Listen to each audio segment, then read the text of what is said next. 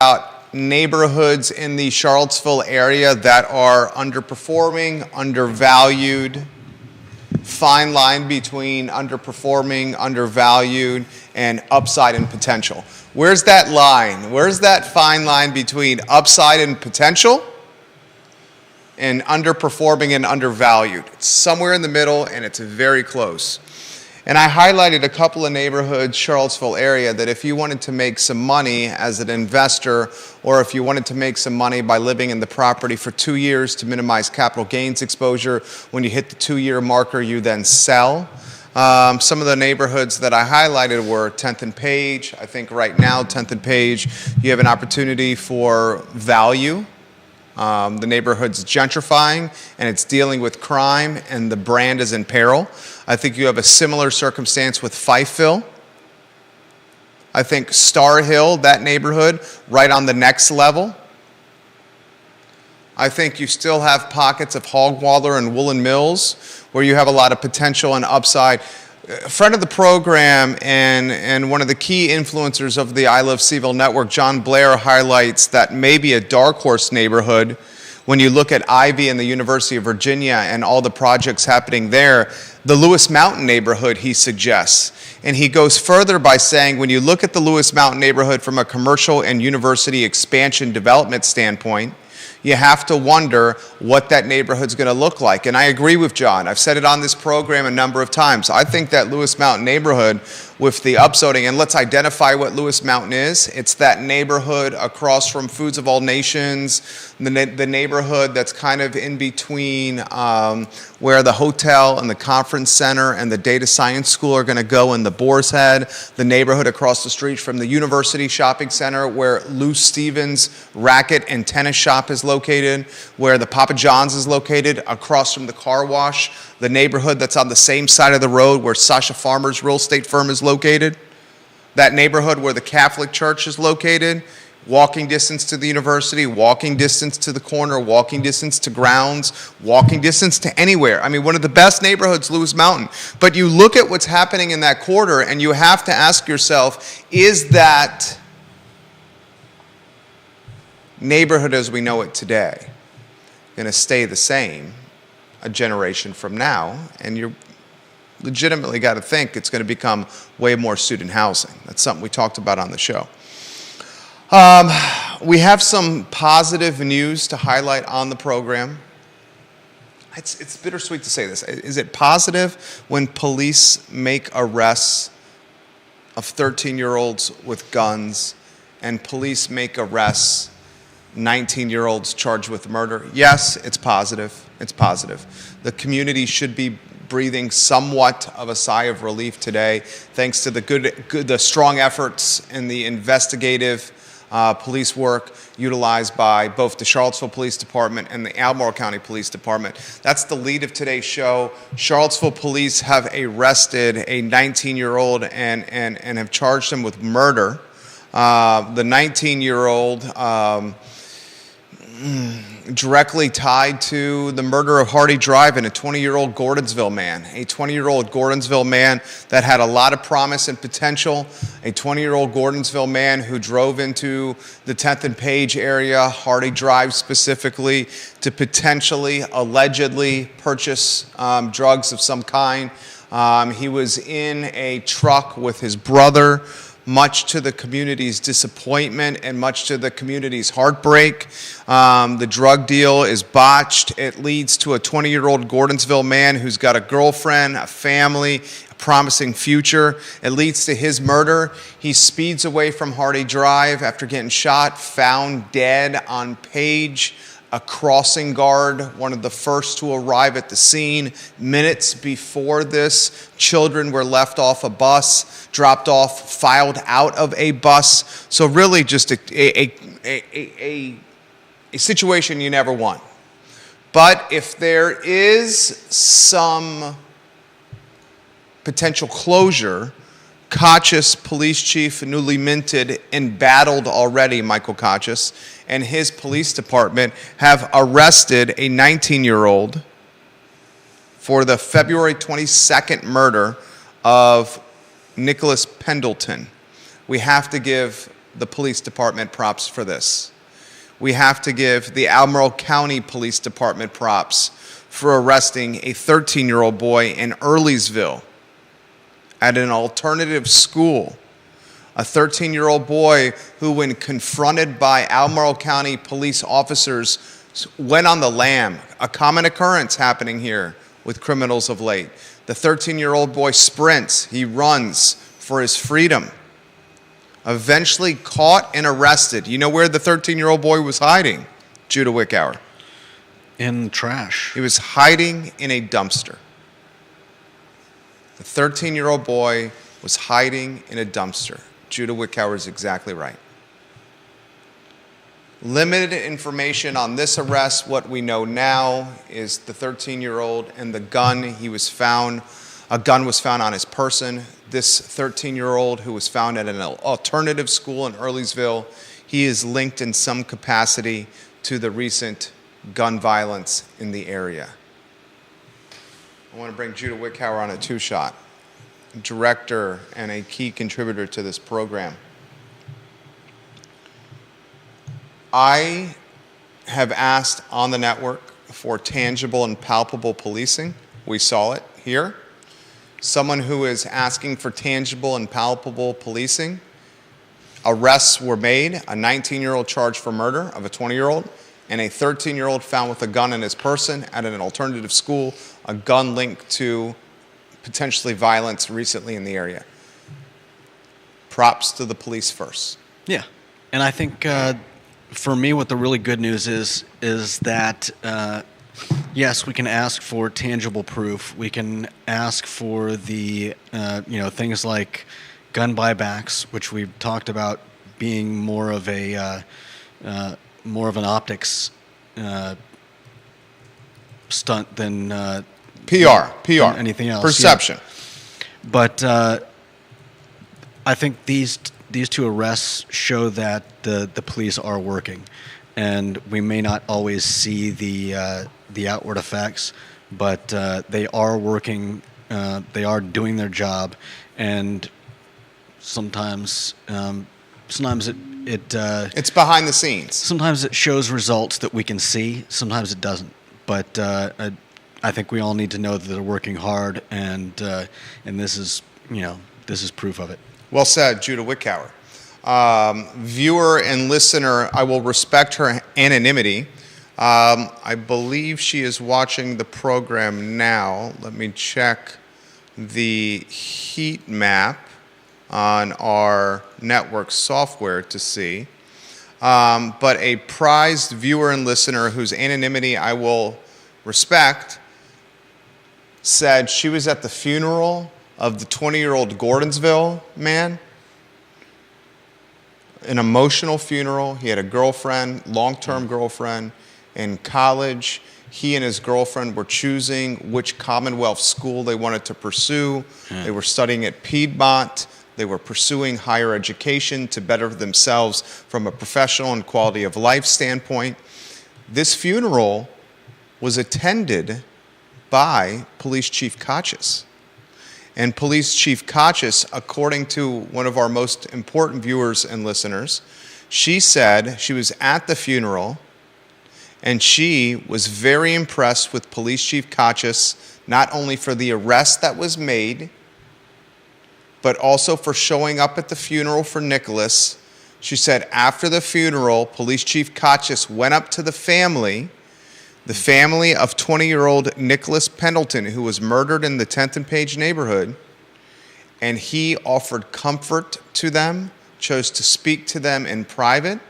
She said, as someone who was watching off in the distance, she was quite impressed. Yeah, that's pretty awesome. I think, say what you will about what Kotchis may or may not have brought with him from Warrenton.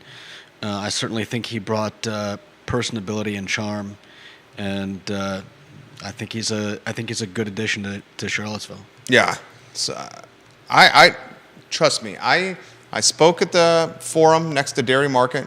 I said to him, you heard the audio, you heard the sound. I said to him, I looked in his face, I said, I wanted Tito Durrett for your job. That's how I started my talk with Kachis at that forum.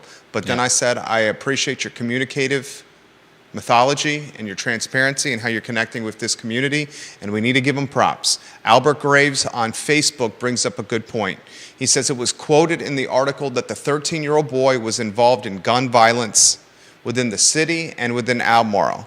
He says this, it begs this question: how are these children getting these guns? That was my first thought, is where did this kid get the gun? Did he, pull it from his parents' closet, or did a friend give it to him? And if a friend gave it to him, where did the friend get the gun? I mean, it's bad enough if, if 18, 19, 20-year-olds are getting guns to go running around Charlottesville shooting at each other. How bad is it that 13-year-olds are getting their hands on guns? And I want to put it in perspective. In the last, say, 30 days, maybe I'll even say the last 45 or 60 days to be safe. Why don't I say in the last 60 days, we've had a 6-year-old at a school in Newport News, in elementary school, a 6-year-old shoot a teacher in a classroom. Yeah. And the only reason she's alive today is she put her hand up in self-defense, put her hand between her face and the gun, and took the gunshot in her hand, and then it exited her hand and into her body. So a 6-year-old is shooting a teacher in Newport News. Now a 13-year-old is in an alternative school, and he has such a frame of mind that when confronted by police officers, his first course of action is to run. His second course of action is to hide in a trash dumpster. I want to put in perspective everyone that's listening and watching this show. This is the mentality of some in our community, and we must be empathetic to it. A 13-year-old truly believes that his life, he needs to have a gun on his person for whatever reason, and then when he chooses to interact with police, he chooses, instead of interacting, to sprint and run away and hide in a dumpster. Well, he knew he had a gun. I don't know that we can say that he thought he needed the gun, but I think we can say that the 13-year-old who had a gun on his person, for some reason he chose to have one. Well, yeah. I mean, that reason, and it's difficult to understand truly what that reason is, but I would imagine you have a gun on your person for safety reasons. I mean, isn't that the number one reason someone would have a gun on their person? I mean, this is obviously getting into the weeds here. I mean, who knows? I mean, we don't know. You think it's a braggadocious tactic? Yeah, it could have A been- machismo, if you may? Yeah, it could have been a way to show off to his friends. I can only speculate, but but if they know that the kid was involved in violence, then he probably did have it for more than just showing it off. Matt Daring made the comment.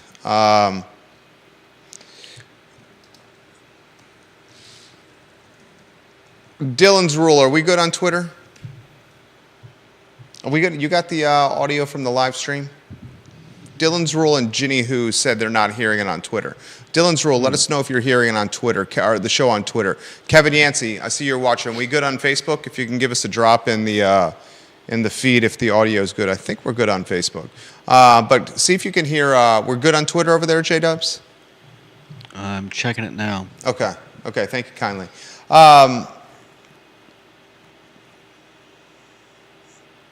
Before we go to the next topic, I'll close the first topic with this. How are teenagers getting guns? That's one of the roots to this problem. How are teenagers and children? John Kelly says Facebook is fine. Thank you, John Kelly. Appreciate you. Thank you, Kevin Yancey, as well. If you could check out Twitter, that would mean the world to me, because I'd love to connect with everybody. Sounds working on Twitter. Okay, Ginny Who and Dylan's Rule said we're here us now. Thank you, friends, on Twitter for confirming. All right, to close this topic, I want to go back to a 2, and then we'll go Thomas Rahal and Quality Pie. Should Quality Pie get subsidy from the city, financial subsidy, because of the Belmont Bridge project? And if it's Quality Pie, we would also have to reward Barbie's Burrito Barn, Lampo, and any other business that's in that area. Champion may even fall in that quarter, interestingly, if we go with financial assistance for Belmont Bridge. But I want to close the first topic with you, Judah, and get inside that big, beautiful brain. Here's what I'd like to know. We talk about preventative policing. Yeah. Preventative policing is figuring out how teenagers as young as 13 in our area are getting guns. Right. There's preventative policing number one. Preventative policing number two, Albert makes this comment, while the gun buyback is perhaps a PR type of strategy, it does, he says, like I said yesterday, help build human connection and trust with the community because it offers face time for police officers to interact with citizens. So the value proposition, and I'm open-minded to your commentary, as I try to be every day, some days better than others. I understand your perspective that the gun buyback is very PR and perception rooted. But he makes the comment, and I think you would agree with this, it does give officers a chance for face time with community members, and that has value. Yeah, I can give you that. I think my question would be, who exactly is the interaction going to be with? I would guess it's mostly with people that actually decide to turn in guns. Well, here Kevin says this. Yancey makes this comment, Mayor of Waynesboro. Jerry, you could ask around yourself and buy a handgun in less than 24 hours. That may be the case, but I'm a grown man. I'm an adult. It's very different for an adult who's spent 23. I think I could buy a gun within 24 hours. In fact, Kevin, I'll take it a step further. I am confident right now that I could purchase a gun within 1 hour in Central Virginia. Wow.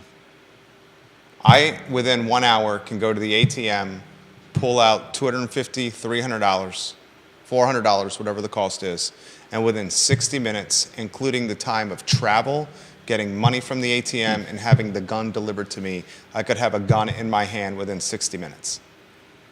That's impressive. Not a doubt in my mind I could do that. There's not a single doubt in my mind. 23 years of this community, growing up and maturing into a man in this community, first arriving as a first year, you have assimilated to yourself in 2.5 decades, basically, with a lot of different networks and a lot of demographics and a lot of folks, especially with someone who has the ability to code switch and human connect and conversate, which you've seen firsthand over 12 years. I've been in and out of a lot of different groups of folks, and I have no doubt I could get a gun in an hour. Are you talking about I'm not talking about going to Dick's or Field and Stream. So you're talking about Yes, making some connections and saying, undoubtedly could get an unregistered gun. hey, don't ask me any questions. I need a gun. Not a doubt in my mind I could get that. There's not a doubt in my mind. But the difference is 23 years of being in this community, grown man making that push versus a 13-year-old. Yeah. I think those are comparing apples to oranges, but I do respect your comment, Mayor of Waynesboro. I very much do. So to conclude this before we go quality pie, I want to know how kids are getting guns. I want preventative policing strategies in play, and so far I've seen gun buybacks as offering some value in that category, although I'm open-minded that it might not be as meritable as value as the police would like to suggest. Preventative policing measures, hiring the department to a full force or a full clip of bodies. Right now it's a third empty. Preventative policing measures, the 3 districts Michael Kachis has launched, UVA, Fifeville, 10th and Page. Preventative policing measures, the walk and talks, the fireside chats, or the community forums like you did at the church, or it's now a wedding venue next to Dairy Market. Preventative policing measures, empowering the Buck Squad or nonprofits like it even more. Preventative policing measures, Koch is showing up to funerals of men who've been murdered in his city. Yeah. I can't imagine that is easy. And I can't imagine the humility or the pride swallowing or the humbleness or the how would you characterize the emotion Conscious is feeling, where he's going to a funeral where in his city a 20-year-old man was murdered on his watch as the top cop in the city, having the character and backbone and whatever the word is, you help me come up with it, to go to the family of the murdered man and offer condolences and verbal and human connection and sympathy and hugging. I mean, that's character. Yeah, I can't speak to what Conscious may have been feeling in that moment, but certainly I think compassion is probably high on the list. There you go. Well, excellent, perfect word. Compassion and humility. Yeah. Would imagine he probably didn't want to do that. It's hard to say. I mean, we can say that a police chief doesn't want to go to a funeral of a man murdered in his city. And we can say that with conviction. That's fair. Not an assumption. So, the glass is half full as I close the first topic. On the violence. The glass is potentially half full.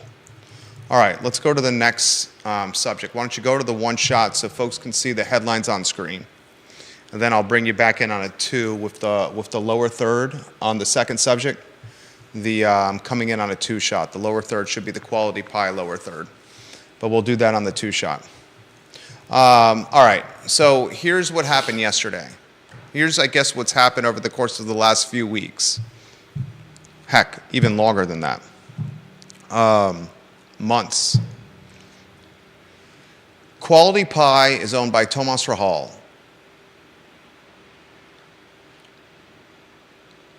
He previously was the front man of Mas Tapas. He's a talented chef, known commodity locally, especially culinary commodity. Kind of a larger-than-life character, literally and figuratively.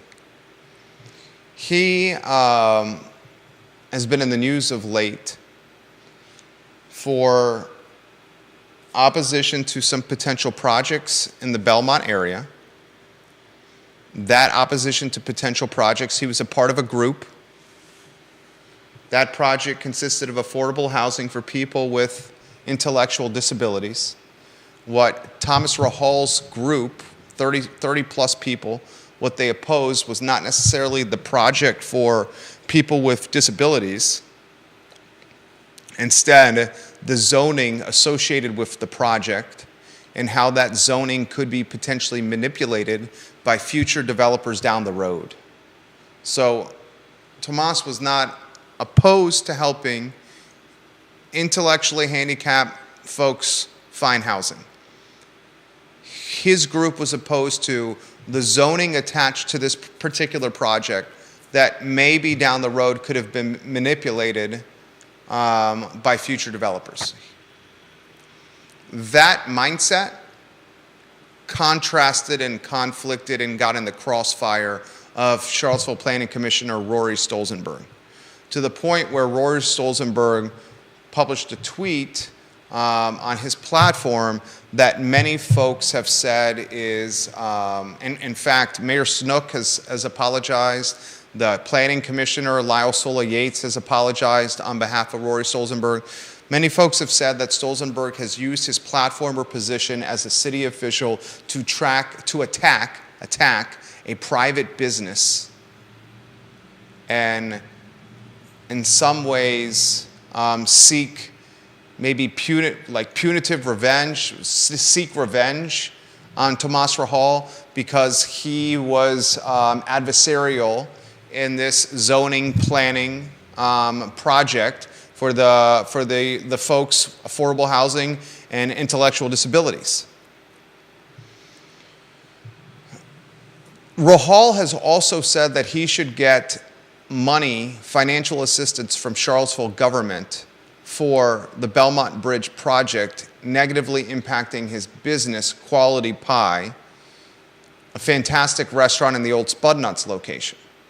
So we'll go to a 2-shot. We'll put the lower third on screen.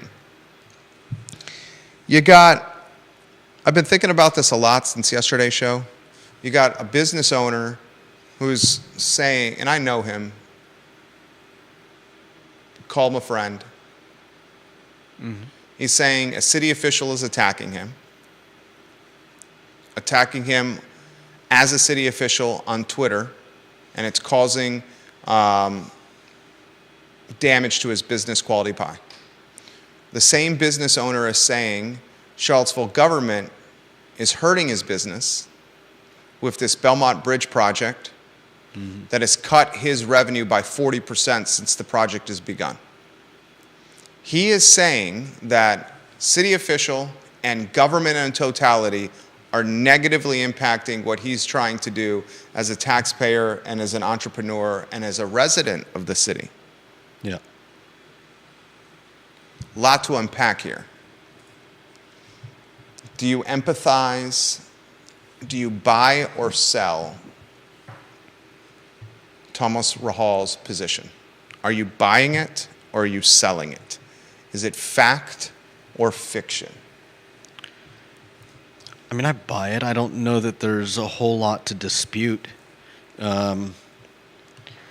Anybody that's driven over that bridge can see how his business has to have been affected for the last however many months, and the paper talking about how the tweets may have affected him. I mean, the paper even wrote about the fact that that there were citizen groups considering a protest or a ban or whatever you want to call it based on the tweet. So I don't know that there's anything to dispute in the fact that he's been affected by both the city and the tweet. Should the city provide financial assistance? And that's a different question. It is a different question. It is a different question altogether. Which is more negatively impact his business is the second question. Stolzenberg's critical tweet or the Belmont Bridge project? That's obvious. Obviously, it's the Belmont Bridge project, which has been going on. Yeah, without question. It seems like for the entire two decades plus that I've been here, it's been discussed. Does the city owe him money? Does the city owe him money now even more because a city official attacked him on social media? Is the city more likely to give him financial assistance now that that tweet was published by Rory Stolzenberg? Is he more likely to get the financial assistance? I think, and this might be a tall order to fill. I think if somebody thought that he deserved money because of the tweet, there would have to be proof of lost revenue, I think, from Rory's tweet. And I think that would be pretty hard to do. That'd be incredibly difficult to quantify. Yeah. Incredibly difficult to quantify. Attorneys literally try to quantify stuff like this when parties are suing each other for slander and personal damages to brand or image or likeness. Yeah. This is literally the conversation that is had between attorneys at negotiation tables. How do you quantify the damage monetarily? It's very difficult to do. Yeah, I think if this was in court, it would be very difficult to show, and I would be doubtful that the outcome would be favorable to the person filing the suit. Okay, step further though. Take it another step. Does his tweet, Planning Commissioner Stolzenberg, create more sympathy for business owner Rahal of Quality Pie? I think it depends who you ask, because obviously some people are taking that tweet as a reason to boycott Quality Pie, while some folks are. Yeah. While others may see the tweet as as an attack on a small business owner who's paying taxes to the city. Who's barely surviving. Yeah. Who, according to him, is barely surviving. I think that's what he's saying, right? He's barely surviving.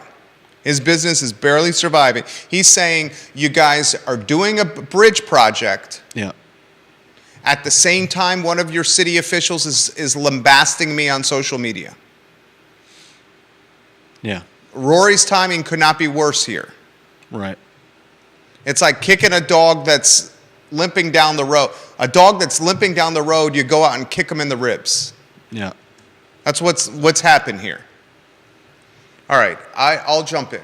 I do not think Tomas Rahal, and you're going to be disappointed hearing this from me, and we're still boys, I do not think you should get financial assistance. I do not think the government should subsidize private business except for extremely rare circumstances, COVID, pandemic, when government forces customers to stay at home. Yeah. And businesses don't have people to buy things from them. When the government forces That's a subsidy example. small businesses to close while allowing large businesses to remain open. There you go. Prioritizing big box brands over locally owned brands. Subsidize the locally owned ones. PPP. That's what happened. PPP. Idle. That's what happened. Okay? In this particular circumstance, dude knew bridge project was going to happen. Yes, the bridge project has been percolating for what seems like half a century. And if Jehu Martin was watching this program right now, he would say, this bridge project has legitimately been happening for half a century. Jehu, are you watching right now? How long has the Belmont Bridge project been going on? Jehu Martin is the mayor of Belmont. He'd say 50 years, 40 years, 30 years, forever. But guess what? It was still happening. And Tomas chose to open the business there. And he chose to open the business without a backup plan. And Lampo had a backup plan with Lampo to go at Ix Park. Lampo knew the Belmont Bridge project was going to bring was going to be a cluster duck, quack, quack, quack. And they said, we're going to pay money for a storefront close to our original location to help keep revenue coming in. And Tomas did not do that. Yeah. He did not do that. And we don't get free passes for pass and go. You pay $200. And if he can survive this, when the project is done, it could be a boom for business. But you got to survive it. And you know what that's called? You know what that's called? Survival of the fittest. Could be called that. It's called the cost of doing business. It's the cost of doing business. No subsidies. No subsidies for McIntyre Park when they did that McIntyre Plaza, the Seaville Coffee Shopping Center. No subsidies for those dudes. No subsidies for the Wayside Dirty Nellies, JPA Fast Mart, Fry Springs Station, Anna's Pizza. When the Fry Springs Bridge project made that a cluster duck, quack, quack, quack. No subsidies there. No exceptions made. Mm-hmm. No subsidies. Disagree? No, I think I agree with you there. It's a tough question, but I think you can't pick and choose who you subsidize. Marquise Johnson watching the program. Love when you watch the show, my man. He says, I've been waiting all my life for the Belmont Bridge project, even before I came here. They were going to go through with that bridge just like everyone slept on the John Warner Parkway from 1982. Sorry, not sorry. It happens, bro.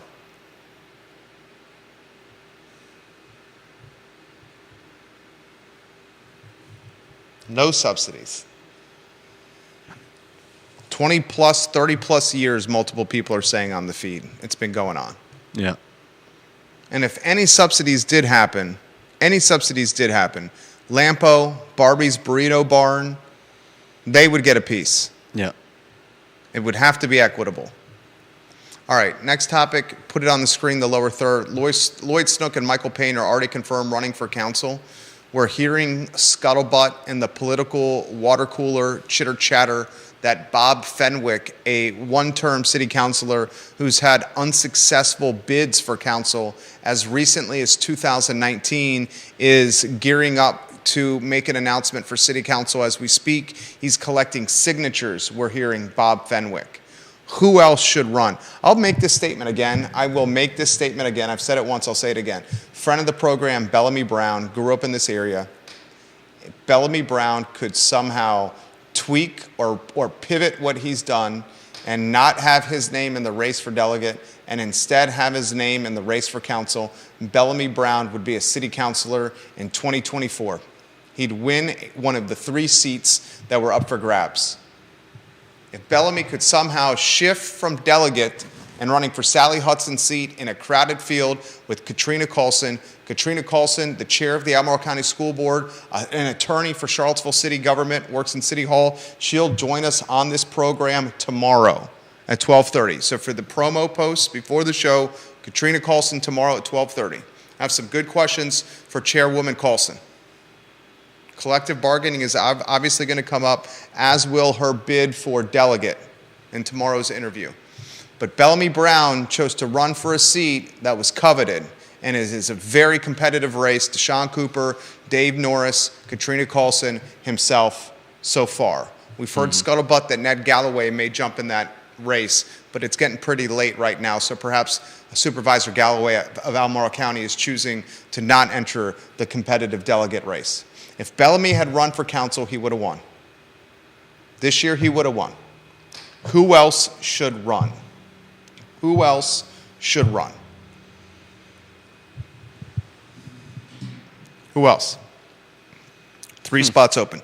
Snook and Payne. Fenwick, scuttlebutted. 3 white dudes. Snook, Payne, yes. Fenwick, scuttlebutted. 3 white dudes. Who else should run? That's a good question. We have to go back through some of our guests. Who else, viewers and listeners? Marquise Johnson, who else should run? Lloyd Snook watching the program. He says he recommends the Cuban sandwich. Where did you get the Cuban sandwich? At the market next door, Mayor Snook? I love a good Cuban, sir. Marquise Johnson said it was nice meeting you last week at Lee Park as well. Oh, yeah. That was You fun. met him? Yeah. Yeah. Were you with Liza? Yeah.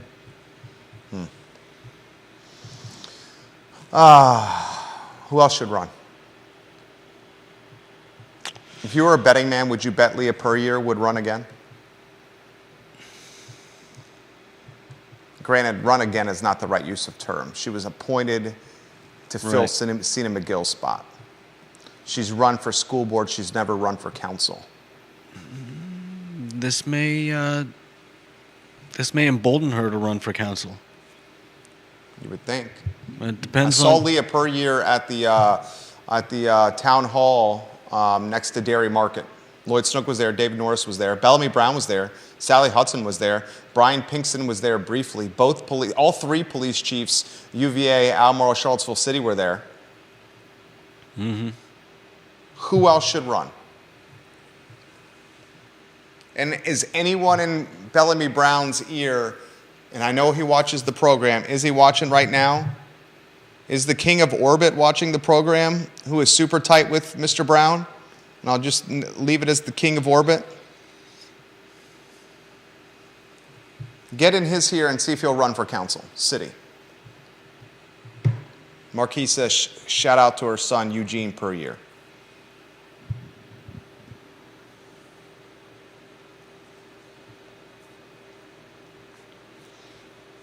I'd like to see somebody fresh to government run. I'd like to see someone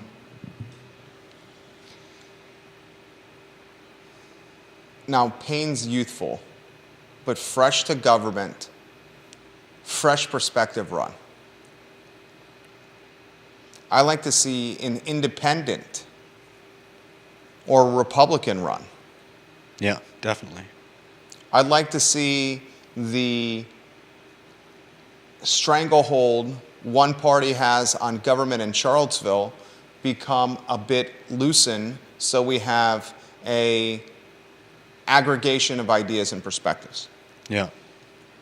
What about, well, I don't know if they live in Charlottesville city limits, but what about one of the Erpies? Erpies live in Albemarle County. Yeah, that's what I figured. Whitehall District, Albemarle County. I've encouraged Alex to do that. But he's in Albemarle. Yeah. TV station watching the program as we speak. I'd love to see John Blair get involved with politics somehow. I believe John's watching. The acting town manager of Stanton is watching on LinkedIn. I'd love to see him get involved with politics somehow. I think John Blair would be a hell of a state senator or delegate. I am surprised at this point. Paul McCarter makes a great comment. There are too many drawbacks to run. In many ways, it is a no-win situation. I know firsthand about this. Paul King of Southside, you're 100% right. We're at March 9th. There's 3 spots on a 5-member council up for grabs. And at this point, all we know is Fenwick is scuttlebutting or contemplating, and Payne and Snook are seeking re-election bids. Yeah. What else do we know? Not much. Are you not surprised by that? I am.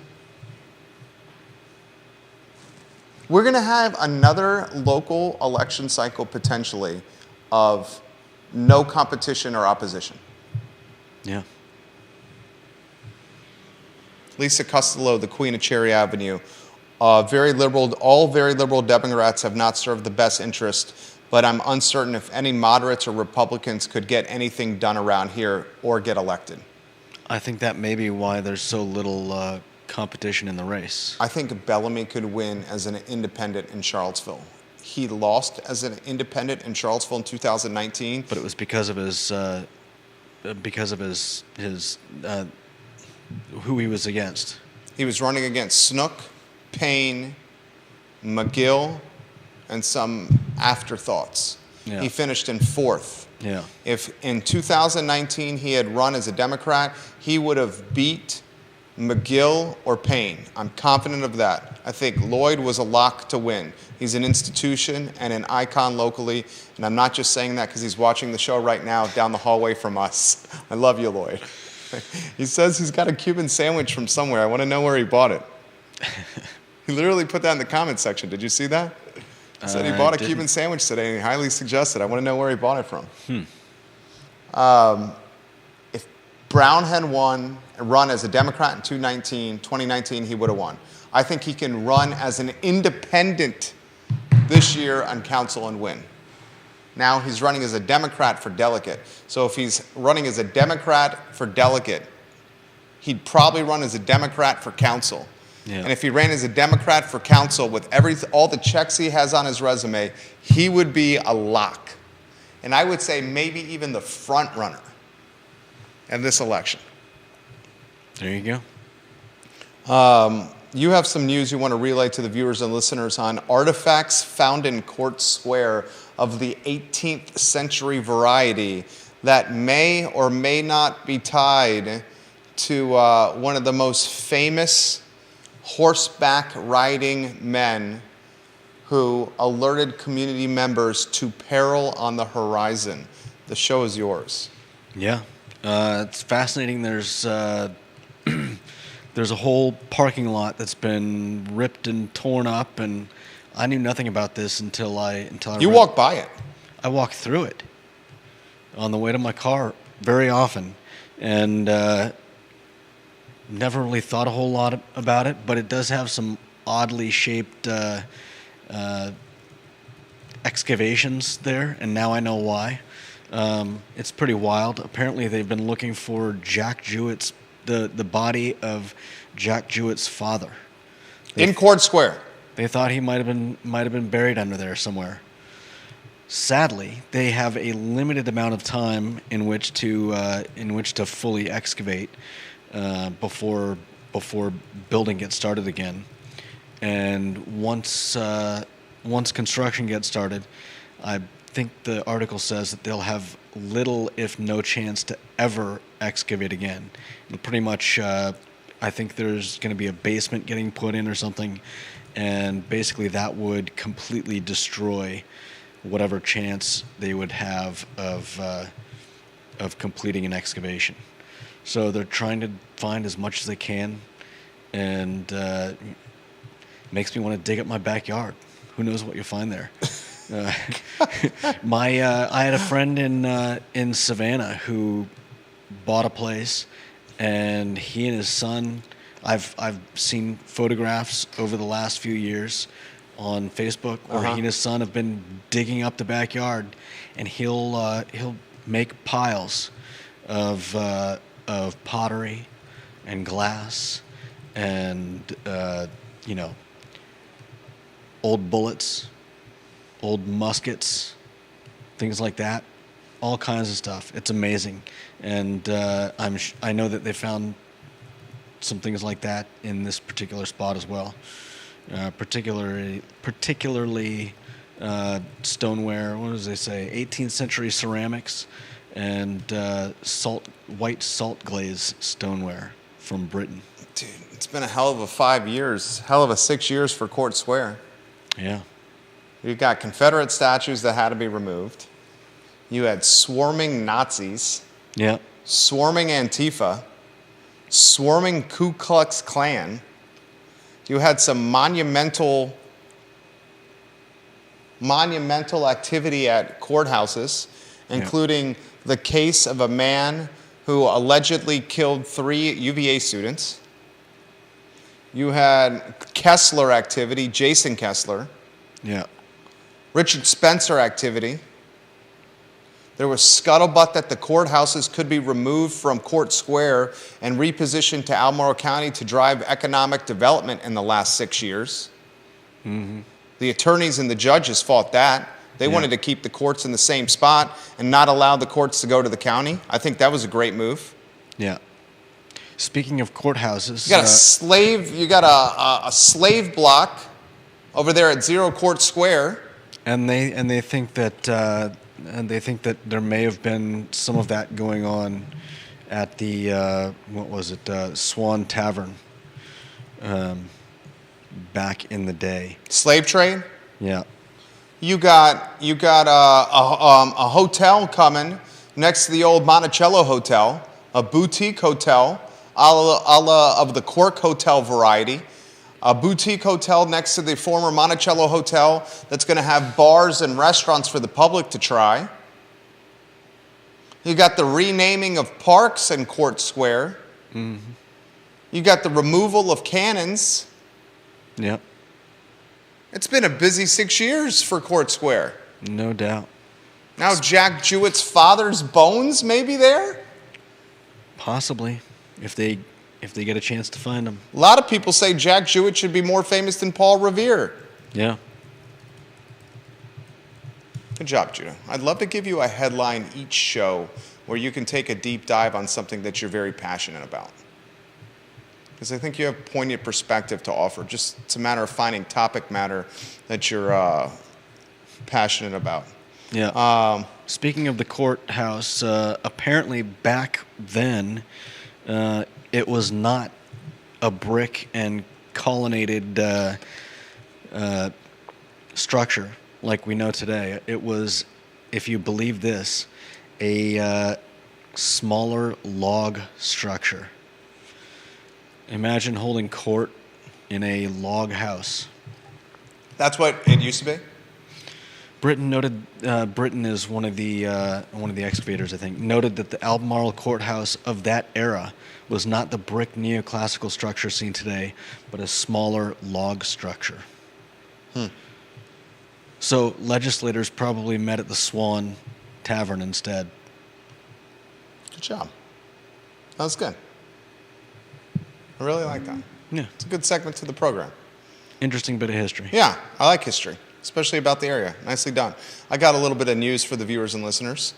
Pack and mail on Pantops is for sale. The businesses continue to come across our desk from a for sale standpoint, and more are on the near horizon. We got the fire department driving by over here. Do you do the cross yourself when the fire department goes by? I'm not a Catholic. Okay.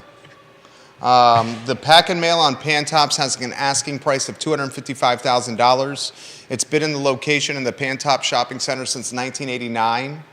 They offer a wide variety of services from domestic and international shipping through FedEx, UPS, and United States Post Service. They also have copy, fax, scan services, passport photos. They're a notary, document shredding. You can rent a P.O. box. They have a business. This business also has a U-Haul van rental service. And you can buy, or the business utilizes its cardboard and moving infrastructure and supplies to sell to folks that rent the U-Hauls from them. $255,000 the asking price for this business in the Pantop Shopping Center. Financials available upon request after a signed non-disclosure agreement. Pack and Mail, Pantop Shopping Center, $255,000 asking price. This business is profitable. It is profitable. One other item out of the notebook, and then we'll get to your comments. Viewer and listener comments. We're going to get to them on the feed. Why don't you go to the two-shot. We'll talk basketball. Get the basketball lower third. I'll offer some perspective, and then I'll read the comments from the viewers and listeners. The University of Virginia plays UNC tonight. Tip-off is scheduled for roughly 7 p.m. on ESPN. It's the ACC basketball tournament.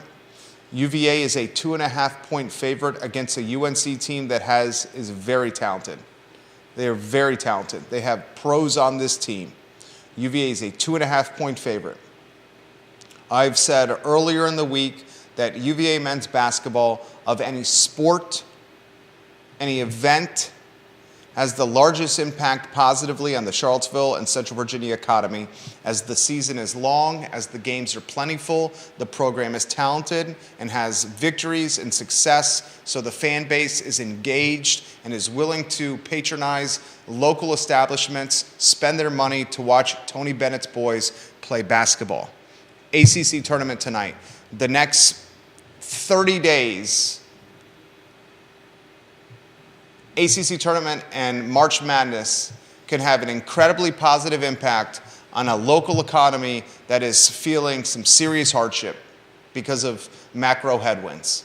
Let's hope this team has a deep tournament run, because the businesses in this area, especially those in the food and beverage space, need all the juice they can get. All right, let's get the viewer and listener lower third on screen.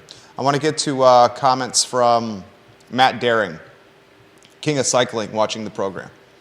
He says, one of the major taproots in all of this is gun control. There is very little potential of that changing at the federal level. Richmond has told Charlottesville that they are not interested in controlling guns either. So that leaves Seville with very few options to reduce the number of guns. A gun buyback accomplishes that. Perfectly no, completely no. But at the end of the day, the local government can only do so much, and so far they aren't prevented from doing something like this. It's a great comment. Do the best you can with what you got. I often say that when it comes to business and the businesses that I'm running, we're going to do the best we can with what we got each day. And because we're a Dillon Rule state, Charlottesville has very little autonomy with what it can do, from getting guns off the street. And a gun buyback program is one of the few options it has to get steel off streets. And that's what they're doing. Strong comment from the King of Cycling. Katie Pearl says, compassion, Judah, that's a perfect word. Katie Pearl, KTP, the Queen of Whitehall. We love when you watch the show. Kevin Yancey, when the city was looking for a plan for downtown mall, they did what needed to be done. Faces in places, walking a beat. One patrol officer on each side of the mall, and crime dropped quickly. I would love to see that again. When I was at UVA, the corner beat officer was DJ, Officer Jones, Dwayne Jones. And DJ was compassionate, he was communicative, he was seen, he was friendly, he was humble, he was in the background, but noticed, and students liked him. DJ, Officer Jones, he's still on the police force today. Upper management on the force. We need beat cops where locals know their faces, their names, their hobbies, what they like to do. That's called preventative policing. Good comment from you today, Kevin Yancey. I agree with you this one very much, sir. And in fact, I'm going to let you know, strong comment.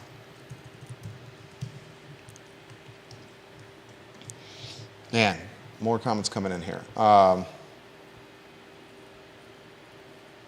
don't think the average citizen, KTP, Katie Pearl, is being influenced by Rory Stolzenberg's tweet. No, I do not. I do not. I agree with the tenor of your comment, Katie. I do not think they're being influenced by Planning Commissioner Stolzenberg's tweet when it comes to quality pie. Do you think it's the same type of people that are decrying the police department on Twitter? I think Stolzenberg is, you've heard of the 7 degrees or 6 degrees of Kevin Bacon, 7 degrees of Kevin Bacon? I think Commissioner Stolzenberg is like a degree and a half away from the 50 or 60 people that are crying to fund the police. And I think the people that would have boycotted quality pie Probably aren't going there anyways. were already going to do it, regardless of whether Rory published that tweet or not. Yeah. I still think it embarrassed Charlottesville government, though, to Yeah. the point where Mayor Snook, who's watching now, commenting on Cuban sandwiches and how delicious they are. I really want to know how the delicious Cuban sandwich you had, Mayor Snook. I would love to support that place as well. I love a good Cuban.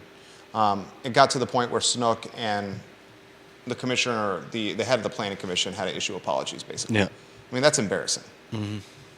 That's embarrassing. I mean, it was in the paper of record Yeah. that will forever live in history, documenting what happened. Right. I mean, that's going to live on the internet forever. He shouldn't have done that. It was bad judgment. As it calls for him to be booted from the commission, I don't think so. Perhaps there should be more rules put in place, though. Mayor Snook basically said there were no rules when it came to this. That would be tough to do, though, especially in today's ubiquitous social 24/7 media. social media world. Yeah. I mean, the thing is, how can they put rules in place when they basically allow Nakaya Walker to be, how would you characterize her usage? It's like the freaking Wild West over there. Like a wide open Yeah, I hope you're choosing your words carefully over there. like a shoot, I can't even think of the name. Like a fire. What do you Like call a it? hose, learning from a fire hose? Hydrant, like a Fire wide hydrant? open fire hydrant. I mean, that was, That was a mess. yeah. But yeah, maybe they could have. Maybe they set up a very basic rule saying we have the power and capability to take action. Remove you. Yeah, at least, and then of course you have to let your council members and whatever members know that this new law is in place, and be careful. Don't tweet at night, Rory. Yeah, Don't tweet after hours, Rory. put the shot glass down. This is the lesson we've learned here, Rory. And we've all fell victim to this. Don't, I'll leave it alone. Don't drink and tweet. Don't drink and tweet. We did the best we could with what we had today. We did the best we could with what we had. I thought Judah Wickower was on point. The guy is on the cusp of winning an Academy Award for his performance here in the I Love CVille show. We'll integrate more of Judahisms. It's funny, Judahisms. Sayings from Judah, Is that anything like Judaism? but not like Judaism. That's good. Yeah, sayings from Judah could include aspects of Judaism, but hopefully they are localized, humanized, and personalized to Charlottesville. Because Maybe. Because this is I Love CVille. I Love CVille show. Nicely done. The best we can with what we got. We'll see you guys tomorrow at 12:30 with Katrina Carlson, the chairwoman of the Albemarle County School Board. She's running for delegate, and she's also an attorney in local government here in City Hall, Charlottesville. Katrina Carlson tomorrow, 12:30. So long.